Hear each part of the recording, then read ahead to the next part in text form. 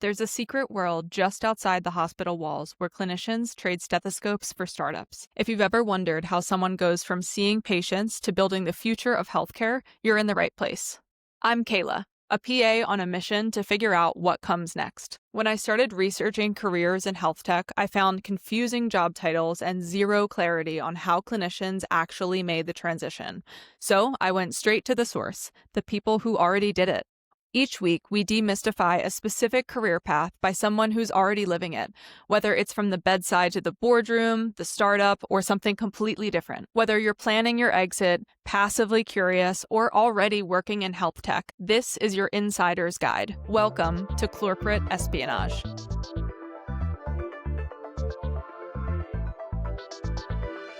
And today we have Kory as our guest. Kory Kindle is a physical therapist who has made two bold pivots that most people really wouldn't dare to make. He walked away from professional Major League Soccer at age 22, and he pursued his doctorate in physical therapy. And now, years later, he's co-founding Vital Voice AI, an AI-powered real-time interpretation platform, solving the language barriers he kept seeing compromise patient safety and care. He's proving that you don't need a tech background to build healthcare solutions. You just have to pay attention to the problems. So Kory, welcome. Really excited to learn more about your journey and what is driving you to found this product and kind of get into the nitty-gritty today. Awesome. Thanks for having me on. Appreciate it. Yeah. So just setting the stage for our conversation, you've obviously had a pretty unique journey to your physical therapy path, and you can claim something that many of us can't, in that you have a background as a professional athlete. So I'm curious to hear more about that path, what it looked like for you, and how you ultimately landed up in PT. Yeah. So grew up in Ventura, California, and always had a knack for doing well in sports and soccer specifically. Got a full ride scholarship to Cal State Bakersfield, the only school that recruited me at the time. And while I'm in school, no thoughts of going and playing pro, but we had some good players on our team at the time. And junior year came, did really well, got scouted by some pros, and 2013 got drafted by the Colorado Rapids, 25th overall, and moved to Denver as a 21-year-old with no idea what I was going to do in the world, and did that for about a year and a half before getting injured and then retiring. So that's kind of the quick journey, but yeah, it was a grind. What was your injury? Was it during play? So when you get drafted, so we play from, let's say, September to December in college, my senior year. So you're just playing nonstop, and then you get drafted in January, and it's not like you have an off season at all. So you just get thrown in to preseason again. So we're in preseason camp, and then I just started having some like groin and abdominal pain, and lo and behold, had a hernia that went undiagnosed for about 9 months. So I was playing on it from January of 2023 all the way till September. Got misdiagnosed throughout that whole time by our training staff, and then had surgery in September. Came back that next year in 2014 in January, playing again, and then just kind of lost all desire to play at the pro level. Which was the ultimate reason why I decided to retire. Okay. So were your next steps clear to you? Did you know, like, I feel like there's certainly a pipeline of like athlete movement specialists, like curious about how movement plays a part in our function and in our overall health. Was that physical therapy path clear for you, or did it take some soul searching to find? It actually started like when I was 12, 13. I was always getting hurt. And I ended up going and seeing my friend's dad, who was a physical therapist in Ventura, and just fell in love with being there, and saw his job and saw the people that he was able to help, and seemed like he had a decent lifestyle. And I was like, oh, this is something that I could do. And so I kind of knew like early on, like the career path that I wanted to take at some point. And so soccer kind of deterred that. But after soccer, I knew that I was going to get into PT, and just had to figure out the steps after retiring. I had to go back to Cal State Bakersfield because I hadn't graduated yet. So I had to go back to Cal State Bakersfield. I had to graduate. And then there's a time gap, as you might know, between, prerequisites that you have to take before you get into PT school. And that was 7 years. And so I was kind of at that limit with some of my classes. So I had to get back and retake anatomy, retake Mm, physiology. So I had like a 3-year gap between quitting soccer and then getting into PT school, that was just taking prerequisites, and graduating. So it was it was a grind. I would imagine. So you found yourself in PT school, and did you like find yourself more drawn to the like traditional sports medicine aspect, orthopedic kind of things? Or was there anything else that caught your interest along the way? I always thought I was going to be sports PT. I think that's what Yeah. a lot of athletes go into PT to do. They grew up in the sports realm. They saw the outpatient world. That's what they wanted to do. And then you realize quickly after you graduate that the money doesn't really follow the orthopedic outpatient side of things. But also it's just so much of a grind to work an outpatient gig. You're seeing people every 20, 30 minutes. It's typically a mill. You can't connect with patients. And so my last rotation actually in physical therapy school was at Santa Barbara Cottage Hospital, and fell in love with that setting. I had no idea. I had no experience in acute care at all. And after that 12-week rotation, I was like, this is where I want to work. This is what I want to do. And so graduated, worked in an outpatient clinic for like 6 months, absolutely hated it. Got a call from my former boss at Cottage, and he's like, hey, we need PTs right now during COVID. And so I just like packed up Oh, in yeah. 2 weeks, moved back home to Santa Barbara, Ventura area, and just started working at Cottage full time. So yeah, fell in love with What acute care. was Yeah, so I was gonna ask, like, more specifically, what was the setting at in that inpatient facility? So it was level 1 trauma. And Okay. so straight into trauma, um, anything pulmonary, ICU, same day surgery. I just fell in love with the flow of being able to navigate a hospital through different floors, interacting with different people, different ethnicities, different genders, going in same surgery, dealing with like the PACU nurses, and then having to float through pulmonary. And then, oh, you have a stat eval that you have to see before they're going home. So you're like going through this thing, you're like talking to like 150, 200 people a day compared Yeah, to the 10 people I was seeing in outpatient per day. totally. So Much more dynamic. it fit my personality a lot more. Yeah. It is really nice to be, stimulated to a point of having, like, novelty be a part of your day every day. That's something that I really value in the setting that I work in urgent care as well, is that no 2 days are ever alike. There are certainly things that can become, like, redundant, especially now that we're headed into, like, cold and flu season. However, there's so much novelty on a day-to-day basis, and it's nice to be challenged, to be privileged enough to be challenged to use your brain in different ways every day. And I think that there's a big element of, like, communication.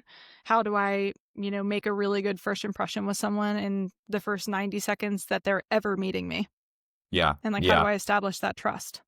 Exactly. Yeah. So establishing that trust, that rapport with the patient, and also establishing the rapport with your coworkers or the nurses on the floor. Like when you have a call light goes off, most therapists aren't going in the room to see what the deal is. It's not their job, but doing that.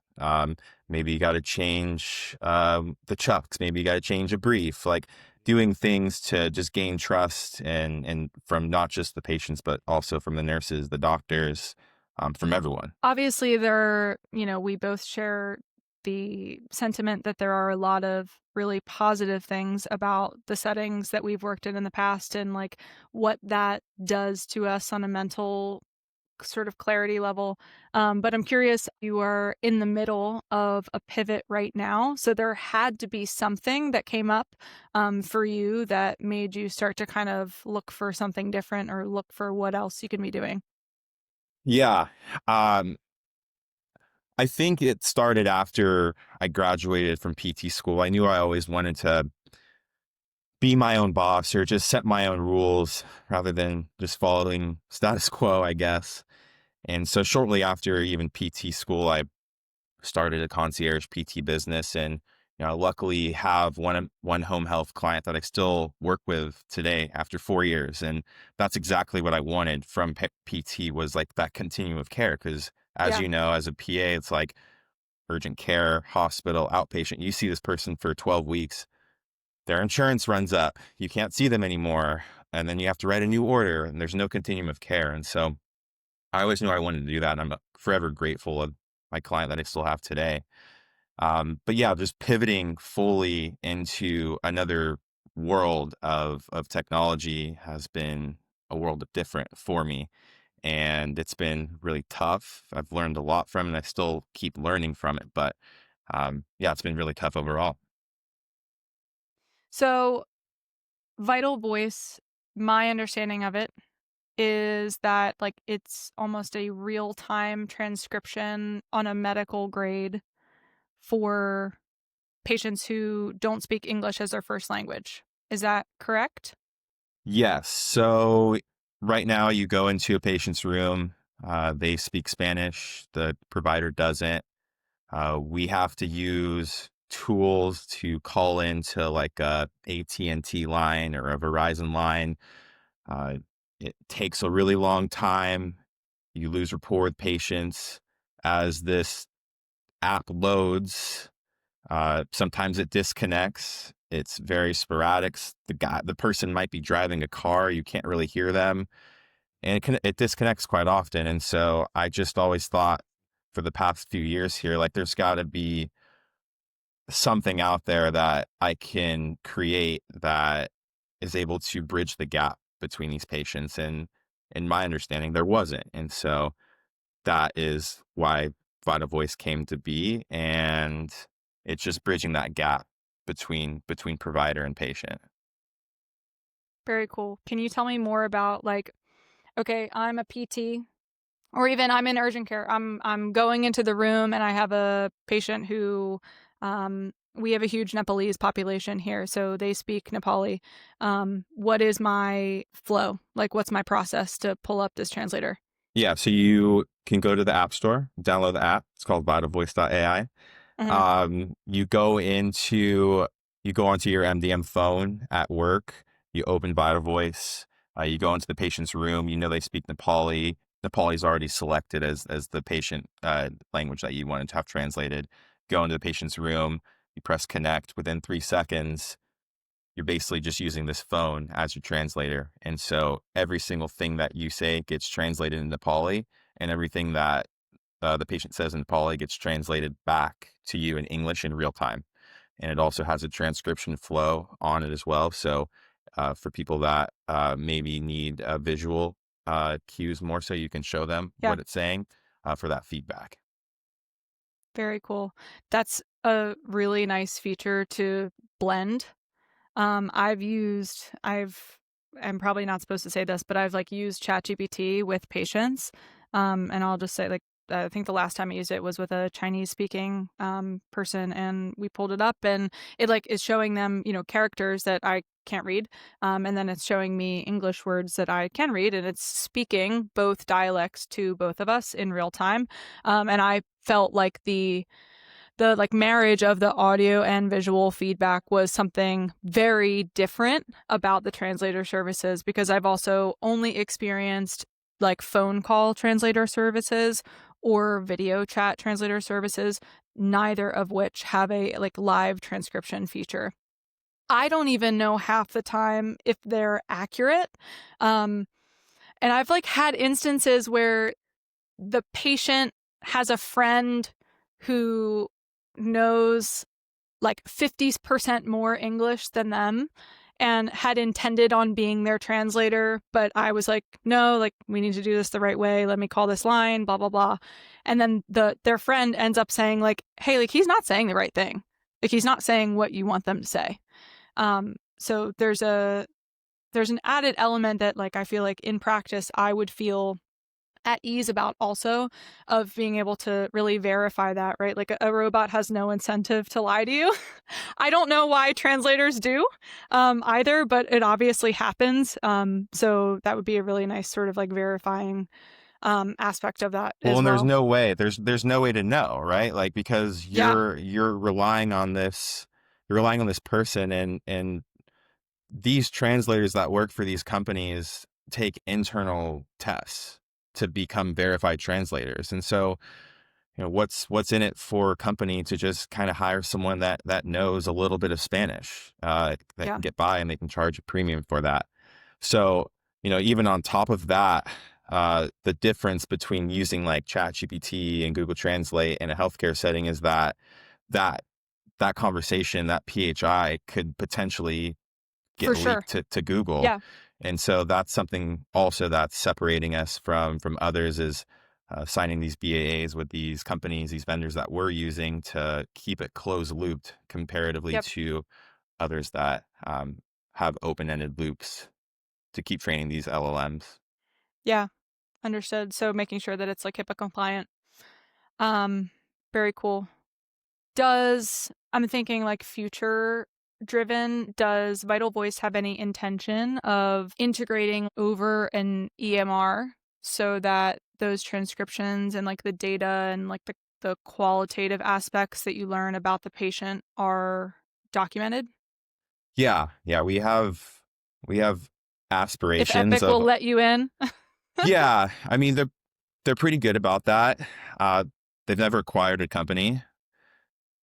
They like to work with outsiders. It's tough, I've heard. However, yeah, like Epic integration, Cerner integration, potentially working with some EMS folks in the next few months here. So integrating with their EHR system that they're using in the field as well. So yeah, that's definitely something to just limit the touch point. That's kind of been our word, is the touch point between interactions. How do we efficiently make this provider give the best care that they can in the field to the patient without having to navigate 10 different steps to Yep. have an interaction with them. So that's what we've Yeah. been working on. And we think we'll get somewhere at some point.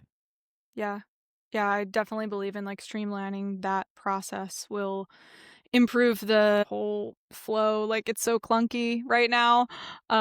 So I totally see the value of a tool like that. I would love to pivot into talking more about, obviously you saw this problem in practice, right? You identified this pain point that you had and many of your coworkers and patients had, of like not having an efficient way to clearly communicate when there was a language barrier without many touch points along the way and many hiccups to actually get there. So, number one, was there a specific moment of like total frustration for you where you were just like, you know what, if no one else is going to do it, it's going to be me? And tell me more about how that went from an idea and a mere pain point, a lived experience, to now you have a working product. I just think many, many, many interactions with different patients over the time, kind of that inflection point that I had of like, this is just too much. Like, I can't be on hold anymore. I can't be disconnected anymore. Then you start learning about the pricing and how much these types of services cost. And it's like, I have to like do something about this. And so I would say that inflection point happened earlier this year. And then, being a healthcare provider and trying to figure out and navigate, like you said at the beginning, like, how do we navigate as healthcare providers trying to break into like the tech world? Um, I have a couple friends that are doing very well for themselves. However, they started as a software engineer. Mhm. They've worked in a certain company, and they understand the ladder that you have to climb. They understand the types of things that you need to run a technical organization. I know how to see patients, document, collect my units and my productivity for the day and go home. I don't really know, oh, you need to find someone technical to help build something for you. You don't know anything about like equity. You don't know anything about a lot of things. And so these are things that I keep telling a lot of people, I keep learning about them. And so Yeah. I would say the beginning of this was, how do I find a technical co-founder? Because that's something that we need. And so I didn't even start there. long story short, I got burnt like by a couple guys that I was working on a prior project with, and I was doing all the legwork. And we got to a place of like, we had a pilot, we had someone that was going to finally try out our software for like a scheduling AI tool. Um, and they kind of bowed out. And I did all that work. And that was frustrating for me because it was really frustrating. And so, kind of starting over from scratch, I was like, okay, I'm not going to just go out there and get a technical co-founder. Like, I'm going to try to just like pay someone, see if they like the tool, see if we can create something. And that's what I did. Like, I don't know anyone that's technical. And so I went on Reddit. I went on Reddit and I said, how do you find a technical co-founder? How do you find someone that you can like create something with? And Yeah. I found this guy. He had a Calendly link. I scheduled a call with him and boom, we were off to the races. And he built a terrible prototype initially. Not Nice. terrible, just a web app. It was a web app. And so it wasn't Yeah. like on the app store and it wasn't terrible. If he listens to this, and he built it and I was like, hey, we gotta make this like on the app store. It needs to be like seamless, with providers. And so he's worked with apps specifically and he was able to build something. And then he saw how much work I was putting into this, how many meetings we were getting in front of. We were getting in front of CIOs at former hospitals and he was sitting on these calls. So I was like, hey man, like you got to just like tell them about like the technical side of things. Like I can't tell them this. Hmm. And so he saw that, and then he saw me getting meetings with, advisors and former CMO at companies. And he was like, wow, this is great. Like you're pulling your weight. And so over the course, we started getting in more and more doors and he was like, hey, like you don't need to pay me anymore. Like I want to be a part of this.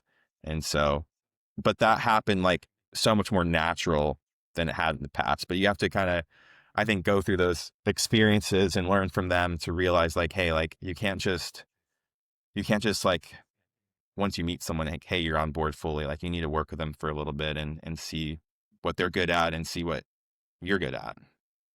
For sure. So it sounds like maybe the first experience with your former co-founders, former coworkers, former Yeah, we can call them co-creators. co-founders. Co-founders, Sure. yeah, co-creators. I think is a better word. Co-creators. Yeah. So kind of taught And I you, learned and I learned a lot from that. Like I did, yeah. and it like that was the first time I was like, oh, like we can make something and it can be a little bit of AI powered and like, okay, we're getting meetings, it's cool, but at the same time, it was like so unorganized. I was like so anxious every day because, we're missing meetings. Like we're not calling people back. And I'm like, life is so short and we're like spending a lot of time on this. Like we need to Yep. be like on the same page. And if we're not, like I just got to a breaking point where I was like, I can't do this anymore. Like I got to do that for myself. And this has been a complete 180 from that in terms of like communication, reliability, and all that stuff. So Yeah, that's really great. It sounds like maybe more than anything, what it taught you was like boundaries. Of 100%. like, I know myself, I know what I'm here to do, I know the expectations that I have of the people that I surround myself with, at least in a professional capacity, and these people aren't meeting those expectations. So, gotta just do it myself. If not me, then who? Yeah, exactly. And it's been a world of a difference. And I'm just thankful with the people that I'm working with right now. I can rely on them. I know they're going to call me back. I know when we have a meeting, they're going to hop on those meeting calls. They're going to have their Mhm. notes prepared and all that stuff. It's just great.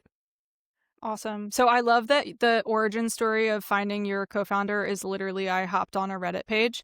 I think the idea of like just like you said, just find a technical co-founder. It's like how do you even do that? And some people would shy away from that statement as it stands of like that's I don't you said I don't know anyone technical, but like the Yeah, internet's a beautiful place. it is. It's it's helped me a lot. Like I've used a lot of social platforms to whether it's connecting with one of our advisors, whether it's like connecting with a potential customer, like whatever it is, like it's been really helpful for me because I don't have that background. Like I don't have that tech background of, oh, these are my people I used to work with at this, let's say Right. Amazon, for instance. And we were software engineers and they went off and did their own thing and I did. Now those people have their whole network already in the places that they need to. Like for us, it's like that doesn't exist. I can't just call up, someone technical, software engineer like, they don't know me from anything. So Right. just having that network in place is really important. And these social platforms have allowed healthcare founders to work on technical components in healthcare now compared to before where you only, if you didn't have a technical background, forget about it. Yep. I think a very underrated strategy to do this as well, even in the beginning stages of ideation, is to I say learn, but you don't really have to learn beyond just trying, but like vibe coding. Have you dabbled? I just don't think that it's my strong suit at all. And like while I feel like I could learn and I could like spin my wheels, and I know I went to a vibe coding event out here in Encinitas through Revenue Cat. Cool. And like I met a guy who was learning how to vibe code and like creating his own app, and I was like, man, that's a lot of work. Like, and It can while be hours of like head down focus. Yeah. And like while I feel like that's important, I feel like the speed of the world is moving pretty quickly. And when you're in the tech field, I feel like it moves rapidly Certainly. to the point where, I mean, I even try to put together a website. I'm like, what am I doing? Like, I'm just wasting my time. I need to be getting in front of people and hoping that, someone that I've contracted can work on the website, or someone like my technical co-founder can just get all the code done or contract a part of that out, rather than like me sit there and try to figure out like, how things work in that regard. Yeah. Yeah, so really understanding, like, where your skill set is and where your almost, like, hourly rate makes the most sense to be allocating to. Yeah, definitely. And just I think time is also, a word of 2025, like, how to buy back your time and all that stuff. And I think that if I try to vibe code, if I try to build a website, if I try to do certain technical things, A, I'm going to get frustrated, and B, like I'm losing hours of time where I could be prepping mentally for this presentation that I have to give. I Sure. just gave like my first presentation, in August, like a 45-minute presentation on Vital Voice to an EMS administrator group in NorCal. Like that, I never thought I'd do something like that. So I'd rather focus on that, rather plan for that, rather put the pieces together for that and talk to people that can help me with that, rather than, Yeah, putting together some sort of code base. understood. Well, where I see the value in vibe coding is getting a even if it doesn't work, just getting a prototype of, like, how you envision something looking in your head. So I think that there's a lot of value in having a dummy page, but it's designed the way that you see it in your brain. It's easier maybe than you think or maybe than you've experienced to do one of those, like, to a pretty good point. It doesn't need to function, but just so you can say, like, yeah, this is how I imagine the lab work looking. This is where I imagine it living.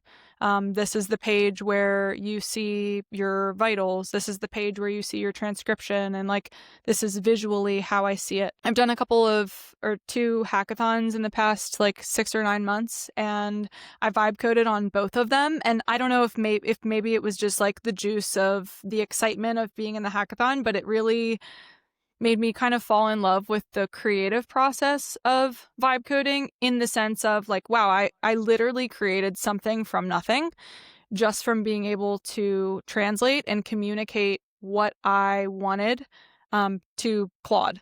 Um, Sure. So it's been fun. And like in my personal time, I've made some like silly apps as well that kind of work, but they're not secure and they don't really work. So like I made a tracking system for my jujitsu training leading up to my first competition. Because in my mind, if if you track it and you can visually look back and be like, look, I spent 20 hours training this month. That's a lot relative to whatever. Or I spent however many days out of the month training. Then you have that like visual feedback, and it doesn't work, but it was fun to kind of see that come to life, so that if I ever was like, you know what, I think that there's something here, I talked to some of my teammates and they would use something like that. They want to give it a try. So I'm going to go to Reddit and I'm going to find my typical co-founder and I'm going to be like, hey, like log into this BJJ comp tracker and take a look. This is what I envision. Can you help me with this? So I Yeah. think that there's like a cool element of what can you baseline prototype without even needing it to work that is valuable. Although it did take probably 10 focused hours of my time. And like anyone who's vibe coded before will agree that probably 2.5 hours were just me saying, fix it, fix it, fix it, find the code that's broken, fix it, back Yeah. and forth and back and forth. I Did tried you to. consider any sites like Upwork or Fiverr or anything like that? Yeah, yeah, man, I have before. I don't love them. Our logo got created on Upwork actually, but Okay. other than other than that, I just have had poor experiences with it. Um, yeah, just poor experiences of it. Going back though to the vibe coding and stuff, I tried to like during COVID, I was like on Python. I was like just trying to figure Hmm. out how to like make my name or like write my name in code, and I was getting frustrated with that. Like that just kind of shows you my level of irritation with that sort of things. So we don't know what we don't know. We're clinicians, right? But what matters is that you get out there and you do it anyway. So I'm curious if you have ever asked a particularly stupid question where people were like, what? Like, why would you ask that? Not knowing maybe what a certain acronym means or not knowing the general question that someone was asking. Have you ever encountered a situation like that where you were like, did I get myself in totally over my head? Yeah, I think just going back to this is so new for me and learning about terms like that TAM and SAM and SOM, like about like a market analysis, and then you're trying to like run a data survey study, and it's like your NPS score, and like there's like so many acronyms all the time that like are flying around. Like, what does ROI mean? Like, what's this stuff mean? You know, so I think on a daily basis, I'm asking very naive questions, but it's because I keep going back to I didn't learn this in PT school. Like, I could tell you how your heart works, and I could tell you all the chambers, and I could tell you your lung capacity level and how it's going to relate to your functional mobility walking 10 feet. But I don't know if I'm going to tell you like your ROI on Vital Voice tool right now, Sure. and all that stuff. And so, yeah, I think I ask dumb, stupid questions all the time, but I think the people that I'm asking it to are pretty receptive of that and understanding of, I'm not I'm not a savvy business person. I didn't go to business school. I don't have my MBA. I'm learning on the fly, but I feel like I have so many other characteristics that I want to allocate my time more to, that they're okay with asking, me asking these questions and all that. So yeah, Yeah. Yeah, that's great. And you're doing all of this while you're working full time, or am I wrong? you're right. Yeah, I still, I would say I probably average like 30 hours a week at my full-time gig. Yeah, that's no joke. Yeah, working at a hospital down here in San Diego. Yeah, so I work at a hospital down here in San Diego. I float to multiple hospitals as needed on a per diem basis. And then I float around to a couple skilled nursing facilities also down here. But I've found a good balance finally with with the ability to allocate my time when needed. And so it's gotten to the point where Vital Voice comes first. If I have Mm. any type of meeting scheduled for that day, try to schedule them in the morning. If I need to pick up hours, I can pick up hours in the afternoon. But it's day by day now. It used to be like, oh, let's like schedule out months. But now with Vital Voice, it's like today I had 7 meetings before this. Like, I don't know if I would have worked, I would have been blowing it. So it's really important to like allocate all my time to Vital Voice. And if I have a day of nothing scheduled, then I'll pick up some hours. But for the most part, I'm working full time. Yeah. And with Vital Voice just starting earlier this year, like I'm guessing that that's been a pretty dramatic shift in how you allocate your time, even just from the beginning of 2025 to now. Yeah. There's like ebbs and flows. Yeah. And at the beginning, you get so excited about working on a project, and it's almost been my downfall, I think, because I'm so excited about working on something new. So you put all this energy into it. You're like talking to your friends about it, talking to like people about it. And then like it gets to the point where it's like, okay, it's built. Like we have something to show people. Now what? And I would say before it would be like, all right, time to go back in your hole, figure out something new. But now it's like, no, we need to get this in front of people. So then you're like, DMing people on LinkedIn. You're like finding people's emails, like you're calling people, and then you're getting in front of people. And it's gotten to the place now where like I was spending so much time doing that stuff. And I know I need to keep doing it. But at the same time, we have our contacts. We have potential pending pilots, pending like legal counsel now. So it's like, I don't want to spread ourselves like too thin to Mm-hmm. where it's like we're running like 5 pilots or we're getting a paying customer and running pilots at the same time. So I've kind of toned back a bit Mm-hmm. and just have really focused on how do we make these pilots the best that we can. Now we need to start implementing like an implementation team and like not team, but put that together. Now we need to put surveys together. Now we need to be like updating these fire chiefs and these EMS personnel on like what we're doing and Yep. collaborating with them. So it's become a little bit more of what I want from it, which is very wholesome compared to just like sending out mass emails to people. And because I don't love to get all those either, like on LinkedIn. Like I felt bad for some people, but thankfully some of those people got back to me, and now they know that like I'm not just a pest. I'm trying to do Yeah. something that's trying to make an impact on language barriers, healthcare, and all that stuff. So yeah. Awesome. What are the things in your clinical background that you feel apply the most to your specific use case of making this app? Communication, I think that's my biggest attribute is Mm-hmm. just communication.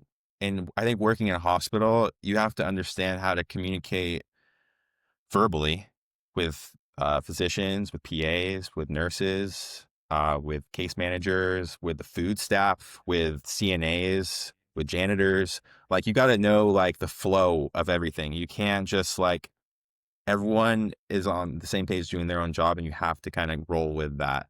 And Mm-hmm. so understanding from that aspect to then, okay, how do we document?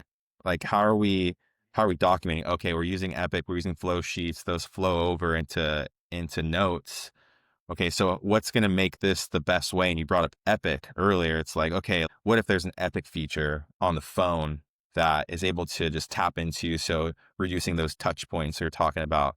So I think just the communication factor alone with like understanding that everything in the hospital and everything in EMS like has to be succinct and it has to be concise and it has to be Yes. quick and efficient. And I think sometimes what gets lost is a lot of companies try to do too many complex things in healthcare where they try to make things look too sexy, like too rambunctious. Like they want to do this feature and that feature where it's like, we want to do the least amount of work for communication to get the point across to patients, whether they're English speaking or not. And so that was my goal with this is simplicity is like the hardest thing to make. And that's what we're trying to do with Vital Voice and journals. Just make it easy, make it succinct, and communicate effectively and efficiently with patients and healthcare providers.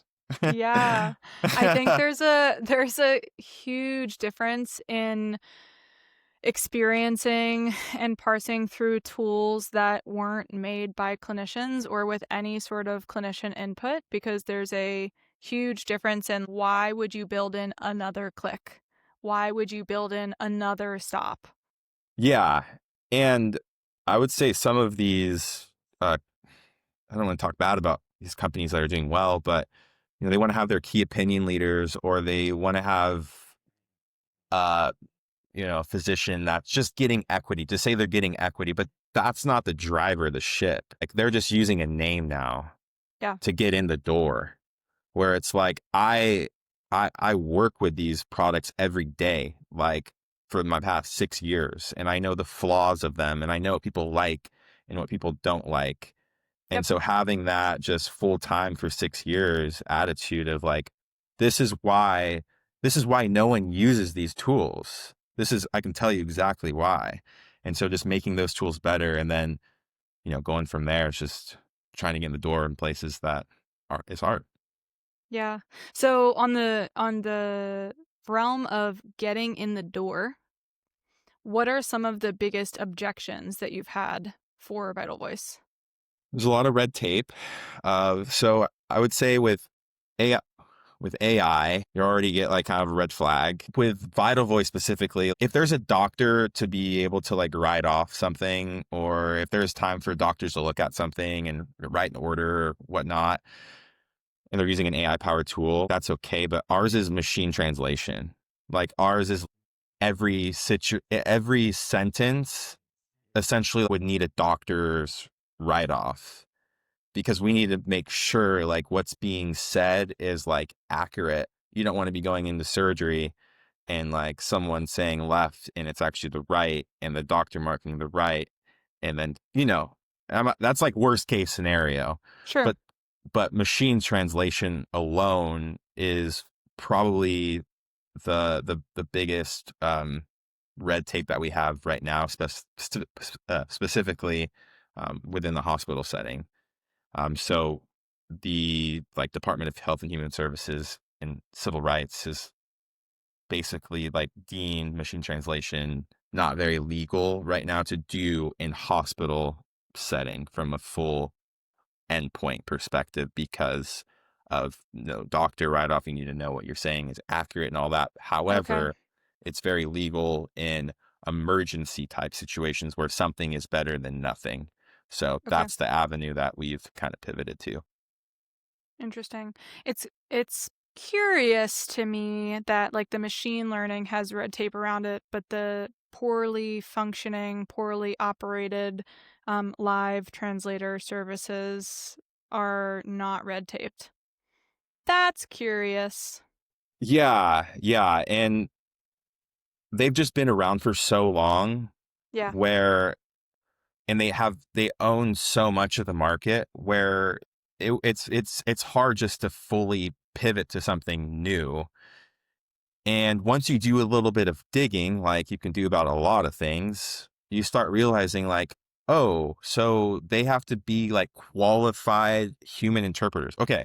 What makes them a qualified human interpreter? Is there like a state or a federal test that they have to pass? They they come from internal companies, the ones that hire them. So it's like, this is so wrong in general. And we know some of the things that they're saying isn't accurate. Hmm. And you have these machines that, quite frankly, are pretty much perfect when you hear the right thing. And we know Hmm. that. And we're just waiting for this shift to happen, where it's like, okay, like when you get admitted to a hospital, you get back to urgent care. There's just another sign off sheet that says, you're going to be subjected to, potential AI power tools. You need to sign off here. And I think that is going to come in the next couple of years, Yeah. Agreed. specifically due to, you know, decrease in like reimbursement rates, and increase of pay that people might want. Like, there's just so many factors that are going to have to turn the tide of how hospitals operate. Totally. It is. It is an increase in your billing, like your coding to bill for translator services. So it's an easy value prop if, the machine itself is um, approved, so to speak. Yeah, we've had a CIO down here in a hospital that wants to try it, but it's just not fully legal yet. And Yeah. to try it in an ED is with 15,000 employees, and you have to train those employees for a Yeah. pilot. It's too much work right now, and I fully understand that. But Yeah. I feel like in the next couple years, the tide will change for sure with I some of these agree. things. Yeah. I completely agree. You're sort of on like this entrepreneurial journey. You're like in the grind. Clearly, you've got 7 back-to-back calls. And a lot of that, I'm also on the grind. I've got 3 back-to-back calls today. Just saying. No, I'm just kidding. um, Different I'm grind, same curious grind, with, different grind. right.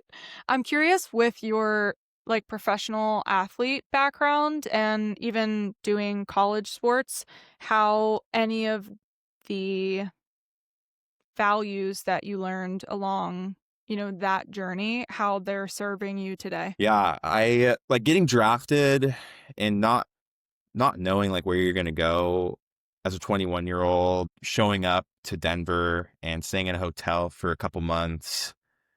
Like you learn to build resilience, and you have to meet people on your own. Like when a couple of my best friends are from playing professional soccer and from college soccer, but you have to meet people. You have to start kind of have to start networking yourself at a younger age, while trying to still make it in soccer. And so having that like 24/7 mentality of not like work, but kind of work, like work. When you're a college soccer player or professional soccer player, you're working 24/7. You have to work on your sleep. You have to work on your breakfast. Like everything you're putting in your body and everything that you're doing on a minute by minute basis reflects how you're going to do that day. And so just building that resilience, building that grit, that determination, and just coming up from college into the pros, like, and I don't think anyone thought I was going to be get drafted, and yet alone have any shot playing in the MLS. But just, having those summer breaks where you're grinding in the summer, and it's like every rep you're doing, it's like, this is for the MLS. Like Yep. everyone's betting against you. And I think that's the same mentality I've had with this. Like no one's betting on, no one's betting on me to improve communication gaps in healthcare. Like they don't think that someone like me is going to be able to do that. They think someone else, who has a software engineering background that with no clinical experience is going to be the one to drive that. And so just having that chip on my shoulder has really driven me to where I am today in all facets of life with everything. I love that. It totally comes through in the way that like you describe your experience, describe even the product, describe getting in front of the right people, the cold DMing a ton of people, like it shines through. So well done. It's really important for I don't know, like we're all living and breathing and working in a system that wasn't built for us. And unfortunately, like neither we're learning, neither was it built really for patients. It doesn't do us a ton of good. It does us a lot of good, but the people who are living, breathing it on the front lines are really getting exhausted by how much it also takes from us. So I really appreciate that as like a fellow clinician, you were building a tool that I, as a person with 4 years of professional experience, can really, really relate to. And I obviously just me, one in however many, have a personal anecdote where like, yeah, that would majorly improve my experience and like my workflows. So I think that Vital Voice has a really positive future ahead, and I'm happy to support you in any way that I can, even if I have to yap in a bunch of people's ears. Obviously, I'll sit here and yap all day. Yeah, well, thank you. And yeah, it's hard to be a clinician. I mean, it is hard to be a clinician. Like I have coworkers that PT world used to see 4 or 5 people a day in a hospital setting. That's not in our realm. That's not a lot of people. However, they're spending a lot of time with them. and Right. probably giving them better therapy than we're Yeah. giving now to patients in the hospital. Now it's a numbers game because you got to hit your productivity to meet certain goals for the hospital. And it's like, now we have units and now we have to see a certain number of patients. And if we don't, then we get a talking to. And now it's like we got to clock in at a certain time. If you don't clock in, you get like reprimanded. And it's like, what happened to healthcare? Like, what happened to just being able to like come into work from 7 to 10, hit your 8 hours, like see your patients, see them for 55 minutes, see them for 5 minutes. But now it's such a game. And I feel like when I go into work, it's all a game. It's just all a game of like, okay, I got to be here for 8 hours. I got to see X amount of units. I got to see X amount of evals. I can't really be myself at work. I got to like watch. And I'm not like I'm not saying wild things at work, but I can't even like talk about anything that me and my coworker might want to talk about, because if anyone else, it's gotten to a point where for me, it's just too much. And Yeah. we've forgotten so much about patient care and what that means. Yeah. And I can go on and on and on, but For sure. Something that I have found, a common thread that I love of for every experience that I've had on the health tech side of the table is that it feels optimistic. Like it's so refreshing to be on the optimistic side of healthcare, where rather than like being on the front lines and being really negative and being really cynical, you are focusing more on how do we fix the problems than these are the problems. Like the exciting part of the conversation is, yeah, and this is the problems and these are my ideas. And this is how I think we might be able to fix it, or this is why this problem is important to solve. yeah, and just being able to showcase that at work to other coworkers, like we're not used to seeing, we're not used to seeing new things. Like it's the least forward thinking profession. Like we've been using the same computers, the same equipment for years Right. and years. Nothing is evolving or changing. And so when you bring something like Vital Voice into your coworkers that speak Portuguese or Farsi or Hindi, and they're like, oh, this works perfect. Like this is great. Like why aren't we using something like this? Or when you have friends that try it and they're ED and they're like, wow, like I was able to talk to a patient in like 3 seconds comparatively to like waiting on the phone for 4 minutes. Like Yep. that's exciting to hear about. And it's exciting for the healthcare provider to hear too, where it's like before it's like, oh, we have to use another service that's gonna delay my care. I guess I'll just like use hand gestures and try to like work with the patient or talk to the patient's 10-year-old son to translate, these Exactly. crazy medical complex things where maybe the son and the kid don't need to hear about. Yeah. So yeah, it's exciting. It's great to be optimistic. And I think the world that we're living in, I don't believe that like AI is going to replace people. And I think if anything, in the next 20 years, it's going to just improve patients and healthcare providers' livelihoods at work. It's just going to make things a little bit easier for them. So maybe they're working less. Maybe they're getting paid more and working less. That would be pretty great. But we It would need be to pretty start great. accepting these things in healthcare first to be able to work on other things like that. For sure. Yeah. We are approaching our time. However, I have another question for you. I'm curious if there are any other problems that you've seen in healthcare that you feel like need solved yesterday. Yeah. I think the f- the food epidemic in hospitals is absolutely wild. The food that we feed people in hospitals is crazy. They come in with congestive heart failure, diabetes, A1C of whatever, 14.2 with a toe amputated because of their diabetes. And we're feeding them pancakes, orange juice, cranberry Jello, juice, Jello, pudding. with the Shasta. And I don't think we're doing patients any good anymore. Like we're yeah. So I think the I think the food aspect, the pushing meds, limiting pushing meds, and improving our food and diet when patients Yeah. get admitted to the hospital is something that I would love to improve someday as well. Yeah. I think that that's a area that is ripe with ripe for innovation, but ripe for pushback. So, Yeah, I mean it's very uphill cheap. battle. Yeah, it's very cheap to have these food products in there. If people are getting real food, that's more expensive. Mhm. So that's more money out of pockets and healthcare institutions, and it's not really how the world works, sadly. Yeah. But if there was a way, that would be fantastic. I think that there is, and maybe one of the listeners has an idea and they can shoot us a DM and we can talk about it more. Sounds Because great. I certainly, like, I completely and totally agree with you. I think I'm I am of the notion that, like, if I, God forbid, I need to be hospitalized anytime soon, I will outsource my food and, like, make people bring it in to me.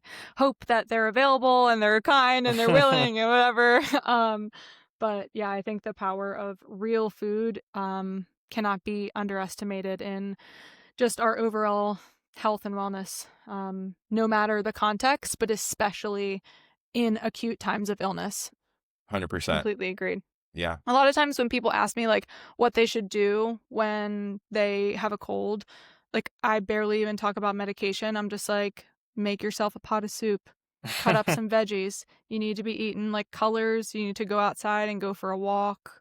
Like, if the air is chilly, throw on a thick coat unless you have a fever, then stay inside. But, like, otherwise, like, get out there, and, like, live and exist. So, Yeah, 100%. Yeah, can't agree with you more. cool. Awesome. Well, this conversation was so great. I'm really, really, really excited to see how Vital Voice continues to develop and iterate on itself and improve over time and eventually improve the lives of hopefully thousands and millions of patients and providers in all different settings, because I think really this tool is applicable absolutely everywhere. Thanks for sharing your story also about becoming a non-technical founder and like how you found that other person. It, like I said, can be really intimidating to someone who has no idea where to start. And even just the nugget of like, go and look for them on the internet on a feed that you're already on. Go Go and to like go to Reddit. literally go to Reddit. What was the community? R slash. I think it was like r slash like how to find CTO. Oh my God. I know. Exactly. It's It can crazy. actually be that easy. Yeah, and like have these conversations, have these connections with people, slide into people's DMs and throw them your craziest idea, and like you never know what is going to happen.